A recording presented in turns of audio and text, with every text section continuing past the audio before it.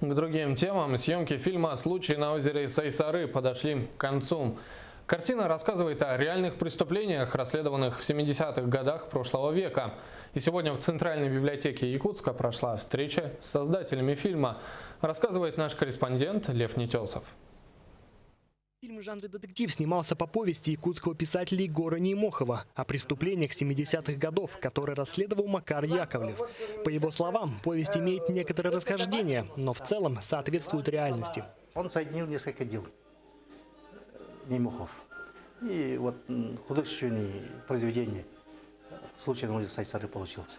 Потом спектакль поставили 2 года тому назад. Сейчас, значит, оказывается, сняли кино. Действие фильма разворачивается вокруг молодого оперативника Дюлуса Дмитриева, которому поручили расследование убийства.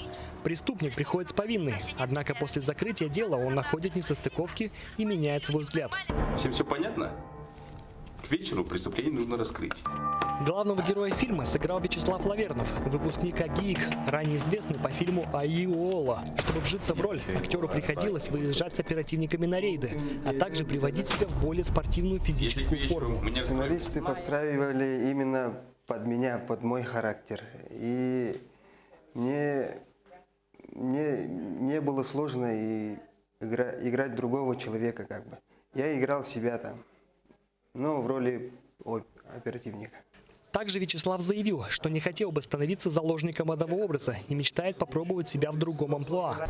Некоторые зрители считают, что показ детективных фильмов, основанных на реальных событиях, может положительно повлиять на укрепление профессиональных качеств действующих сотрудников. Такие возможности, когда можно прийти и с большого экрана со стороны увидеть свою профессию, я думаю, это очень здорово, потому что это даст внутренний отклик. Режиссер экранизации Константин Данилов, известный по картинам «Суол», «Аиола» и «Характер, определяющий судьбу». Съемки проводились в городе Якутске. Также съемочная группа выезжала на 1,5 недели в Усть-Неру. Фильм будет на обоих языках, то есть получается, как мы общаемся в обыденной жизни, на русском, на якутском языках. И во время того, как, например, на якутском будет идти диалоги, то, соответственно, будут идти субтитры снизу. Где будет идти прокат, кроме Якутии, вопрос будущего. В настоящее время проводятся переговоры с Казахстаном, Киргизией и Монголией. Хотелось бы подчеркнуть, что предстоящая премьера фильма «Случай на озере Сайсары» открывает год кино. Лев Нетесов, Андрей Секиритов, НВК «Саха», Якутск.